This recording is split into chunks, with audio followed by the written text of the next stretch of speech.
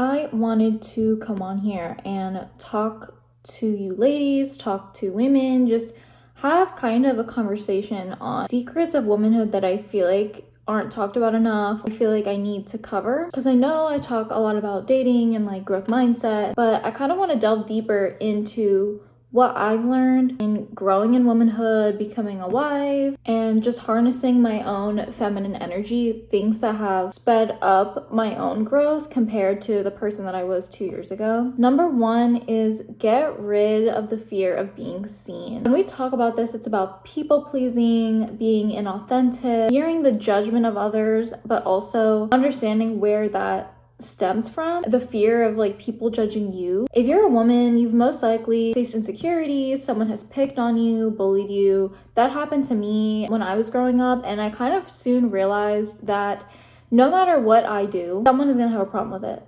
Someone is gonna project onto me, someone's not gonna like it, and I had to learn really fast, more like when I got into high school, like, okay, I need to just like what I like, do what I want to do, because no matter who I am or who I try to be, like, it's not gonna please someone.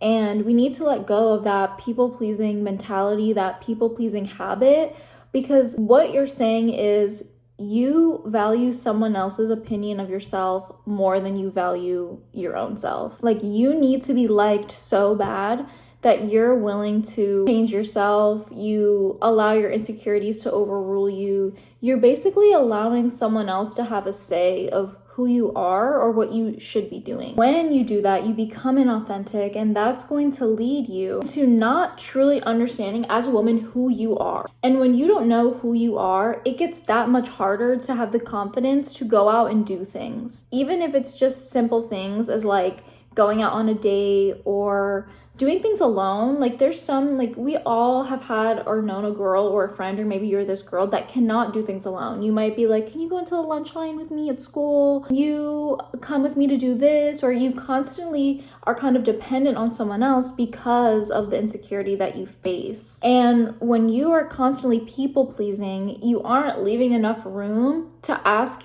yourself and be yourself and know who you are at the core, at like a soul level. Because when you have all these different opinions flying around you of who you should be and who you have to be like, or what you should look like, or the things you should like, or how you should behave, whatever it may be, you're losing kind of almost the inner child inside of you. And that's what I feel like, especially when we talk about feminine energy, it's all about your inner child. It's about who you truly are deep down. Again, when we allow all these people and their opinions and their limited beliefs come at us, and we actually listen to them and we store them and like harvest them like that, that's when you aren't who you truly are. And it's going to be a lot harder to develop relationships, friendships, develop trust within yourself, that you are honoring your mind, your body, your own emotions, honoring yourself spiritually. You have to kind of self-analyze and ask yourself, why do I care about this specific person's opinion? Why does the weight of my mother's opinion matter so much to me? Why does the weight of this random girl that laughs at me at school, why does it bother me? Like, why do I let them have the power? And you have to just ask yourself those questions and consistently remind yourself, like, if I let this person win, if I continue to people please, if I continue to live for someone else, I am not going to live to my fullest potential. You have to literally be so scared of losing who you are, wasting precious time and life away, people pleasing others. And you have to be so scared of that you just want to change. And when you sit with yourself and you tell yourself, okay, no matter what I do, I could listen to this person and do what they like, and then someone else is going to turn around and not like it either, it's not going to matter. And when it comes to people pleasing, you also start to think that everyone has an opinion and everyone around you is judging you, but that's not true. People who actually take the time to sit there and judge you and say something to you or leave a comment or whatever like that, it's because they're projecting and they're unhappy with themselves. And I promise you, not everyone uses their insecurities and uses them against you. Like, not everyone is judging you. Not everyone cares that much. That's also something we have to remember as women. We're constantly like wondering, like, oh, what does this person think of me? What does this person think? Like, oh, what about this and that? Trust me, not everyone cares. Think about your day and how much you think of someone else versus yourself. we think of ourselves and what we're doing and our lives way more than we think of other people's. And that's the reality for a ton of other people as well. My next tip is called the let them theory. Mel Robbins wrote about this. Let them theory is basically detachment. It's allowing people to make decisions without allowing those decisions to directly affect you. You do not let yourself have an emotional reaction towards what someone else decides to do. When we have such like a visceral emotional reaction, whether it be anger or sadness, towards what someone else decides, whether it's for them or for us, it rules from our ego. And what I mean by ruling from our ego is you take everything personal. And this used to be me. When someone does something and you realize that it's triggering you, you have to literally sit with yourself and be like, okay, I can either react upon this and ruin my day, ruin my mood for the next 2 hours, 3 hours, or ruin my whole day, or I can just let them do them and I just have to literally go about my day. I've talked about this in other videos. Don't allow your body to overcome and overrule your mind. Don't allow your emotions to turn off your brain, because a lot of us do this. We will talk and speak and act from our emotions, and it's not beneficial for us. There's moments where we can do that. When you take offense to what someone says, or you see someone's decision, or let's say someone breaks up with you or whatever, in a situation that makes you unhappy and you want to react out of sadness or anger, because trust me, I've been there. You can't allow the choices of someone else to control your life, to consume your life, because it goes back to my last tip. You have to live for yourself. If you want to live miserable and if you want to live sad and angry all the time, okay, you can let other people's decisions dictate how you feel. Or you can actually take control of your own life and tell yourself, okay, I am not going to allow what other people do or say to actually trigger me. But the thing is, you also have to do the work. You can't just say, oh, I'm just not going to let that, whatever, and then you try to ignore it, but you feel it all inside you. You get to a point eventually when you understand your triggers and you're like, oh, okay, I know why when this person says XYZ, I remember from my past when that exact same thing happened to me, and that's why it triggers me. It opens up that old wound. You have to kind of do that work too, because it's not as easy as like, oh, this person said this, I'm just not gonna let it bother me, because sometimes it sits in our subconscious and in our brain and we don't even realize it. My next secret is your relationships are a reflection of yourself. You attract your beliefs. And I try to talk about this on my TikTok lives, and I feel like it goes over people's heads a lot because they just don't really get it yet. Whether you're insecure or you have strong boundaries, or you accept low effort, or you're constantly in toxic relationships, you are choosing those things. I don't care what anyone says. You are choosing to believe that all you can get is toxic men, is broke men. You're choosing to believe that there's no healthy female friendships out there. You're choosing to believe that you are not worthy of that job, that you are not worthy of being a business owner, whatever it may be. The best way to explain this is your mindset and your beliefs are energy. We are made up of energy, electrons, neutrons. And because we're made up of all this energy, of course, we attract different things in our life. If you are in something toxic and that toxic relationship leaves you consistently sad or angry, there's arguments, you're broke, this was me. I've been in that. That's all I attracted in my external. My grades suffered. My skin suffered. I looked unhealthy. I developed bad habits.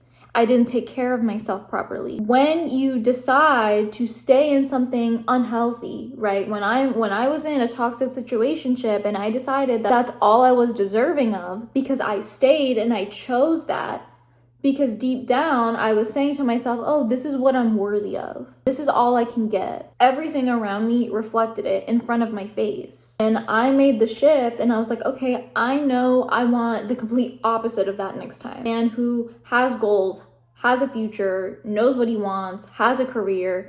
I knew what I wanted, and I told myself and I kept reminding myself I'm deserving of those things. I know my value, especially because I had just graduated with a degree. Like the price went up for me. So I was like, I am not settling anymore. I decided to tell myself, okay, I know that I'm deserving of a man that can provide and things like that. But then you also have to understand when you want to attract something new, right? When you want to attract the opposite of what you once had, you have to also continue to do the work.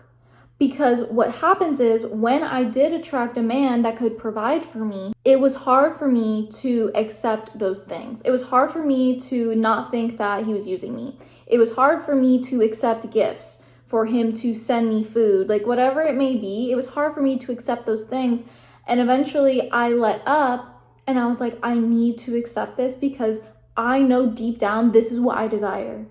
I desire to be spoiled. I desire someone to take care of me, like I've taken care of people in the past. And you have to let it happen. You have to allow that growth to happen, because if you don't, you are going to keep the belief, oh, I'm not deserving of someone sending me money, or I'm not deserving of someone taking me out on a date and planning it. That's also rooted in your past and allowing your past to affect your present day. You are a consistent reflection of your environment. I wrote your relationships are a reflection of yourself, but it's actually everything. Every single thing is a reflection of what you believed. I wasn't sure if me and my husband we were gonna move to Hawaii, but I decided I'm not gonna sit and lack and be like, oh, I'm not sure, I'm not gonna hope on it. No, I decided, you know what, I'm gonna pray for this, I'm gonna manifest this, I'm going to consistently work on myself so we can get this, because it's what we deeply truly wanted, and we got it. Because I did the work and I went to therapy and I worked on myself while he was working on himself, and we came together, and our force and our belief and our energy was so powerful that we got what we truly knew we deserved. My next tip or secret is we are not men, and that is okay. We do not function like men, especially when you just look at biologically and our cycles. They're just very different. Men are on that 24-hour hormonal cycle, whereas women, ours is more predictable. We're on that 28 to 35-day cycle. You know, the follicular phase, the ovulation, luteal, menstrual. It can actually be harmful for women in terms of the 40-hour work week, a 9 to 5, right? A lot of what society is built upon men, how men function, men's hormonal cycle. We as women know, okay, when we go through different periods of our own hormonal cycle, weeks, days are different than others. When we ovulate, we're on the grind, we want to go, we're goal oriented, but then we're in our luteal phase, we need rest. We may not want to work out, we need to settle down a little bit. That's what I mean by men and women are different. And it's unfortunate that we as a society haven't progressed in a way where we can also cater to women and our needs. When we talk about equality, it's not necessarily being the same as men. It's more so saying, can society kind of shift itself to benefit us? A lot of the times we find ourselves comparing ourselves to men when there's no point. There's no point. First off, you shouldn't be comparing yourself to anyone, not even another woman, because we're all unique and we're all different. But we tend to compare our achievements or our success or our goals to that of men. Men and women complement each other. We have our differences, and when those come together, they can actually work very well. And I feel like if more workplaces actually tried to understand women, how we work, understanding our cycle, understanding that yes, we may work differently or we may think differently, whatever it may be, we can harness our own feminine energy, our own traits, and that can be useful in the workplace, in a work environment. And I feel like we're also really harsh on ourselves when let's say it's like the week before a period, and I have a really hard time going to the gym. And you're going to compare yourself to other people on the internet, or guys who go to the gym literally every single day or 5 times a week. You're thinking, oh, we need to do that, I need to be on top of it, whatever. But it's okay to rest. I feel like as women now, we don't listen to our bodies as much. Men, it's very different. Like, they kind of just wake up and keep going, and they're kind of the same every day, whereas we actually have to be more mindful as women of what we're feeling. Don't compare your success or your achievements or your amount of discipline to a man's, because they're totally different. You can't compare it to a woman either, because how she feels at different parts of her cycle can be completely different from yours as well. And it's about our own individuality. I feel like now we're so hard on ourselves because we feel like we're trying to play catch up. Right? We didn't have rights. We weren't allowed to have our own bank account, own a home. We weren't allowed to get further education. And now we're trying so hard to play catch up that we're also kind of losing that feminine essence. And I think as women, we need to find that balance. And I think it's just really important. My next one also kind of falls in with that, like, we're not men and understanding our own needs. It's about hyper independence and helplessness, or help, independence, whichever way you want to phrase it. Independence is important. Hyper independence is bad. A lot of my channel is about finding a provider, finding a man that can provide and protect. And a lot of people confuse this with me saying that women need to be taken care of, that they need to be treated like children, that they need to be babied. And that's not true, right?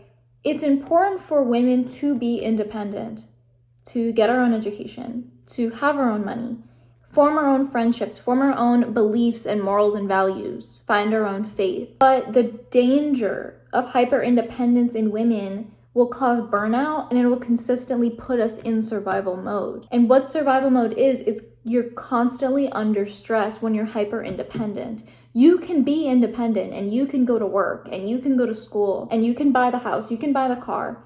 But when you are hyper independent, and you're telling yourself you don't need anybody and you don't need any handouts or help or however you see it, or you don't need a man to help you with anything, it's no longer you trying to be independent, it's you trying to take control. And that's what hyper independence is. Hyper independence, because I used to have this, I was extremely hyper independent, and this is why in my past relationships I never had a man plan a date, I never had a man take initiative, because I was so hyper independent that it basically came out as control.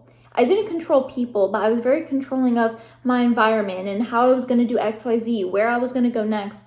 Sometimes it's okay to lean back and let someone else take the reins on things, or allow someone else to come in and make a decision. And when we talk about help is good, having a man help you versus helplessness, if we want to look at it in a backwards point of view where, oh, you're helpless and you want a man to provide every single thing. No, you can never be helpless. You always have to stand your own. You always have to have an education or your own career or something that you know fuels you. Even if you're not actively working on it, you know that if something were to ever happen, there's something you can lean back on. Whether you're good at sales, whether you're good at retail, whatever you're good at, it doesn't matter. Maybe you make food from your home and you want to have your own business. It doesn't matter. You don't want to have absolutely nothing and it leaves you helpless, where you're always counting on someone else. But as women, we also have to allow people to help us. Healthy men will find their value in providing for you, in helping you, in taking care of you.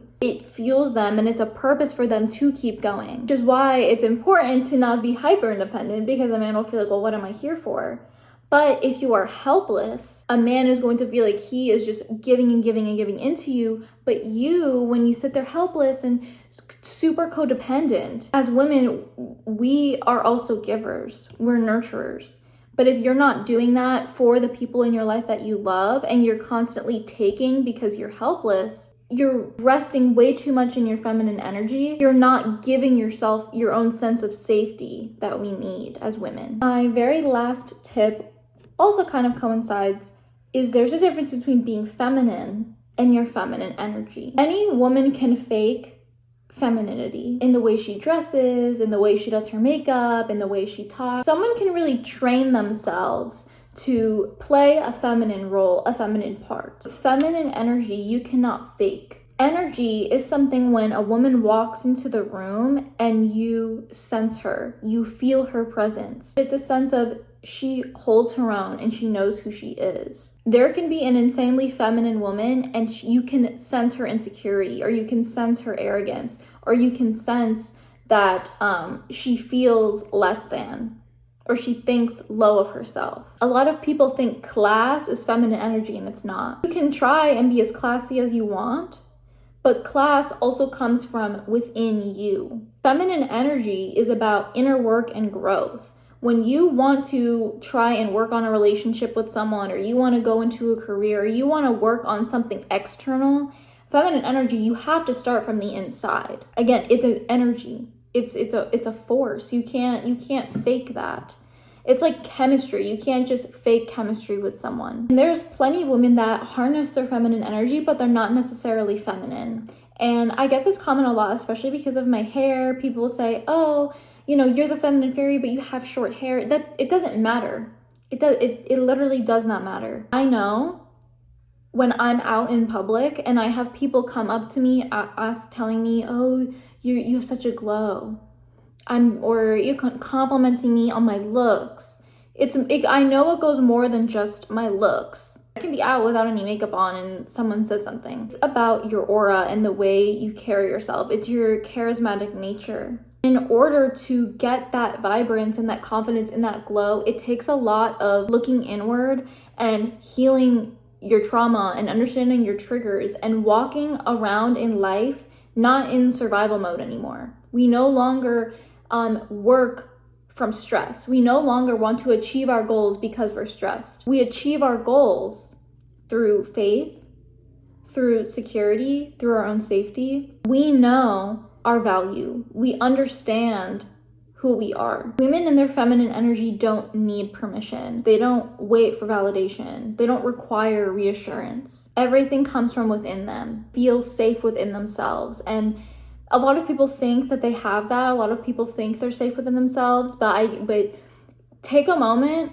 and meditate on different parts of your life and different trauma or wounds you think you may have, and stuff will come up, I promise you. Or just allow your thoughts to run wild. You'll see, even sometimes this happens to me, you'll see what you're kind of shoving back there, old memories, old stressors, trauma that comes back, and it kind of eats away at you. Feminine energy is about not allowing those things to control us, having the ability to take those thoughts and say, I don't align with this anymore. Anyone can put on a dress, anyone can put on makeup, anyone can fix their hair a certain way and can wear bows and a lot of jewelry and paint their nails and put on lipstick. Anyone can be feminine, anyone can do that. But feminine energy is something people feel.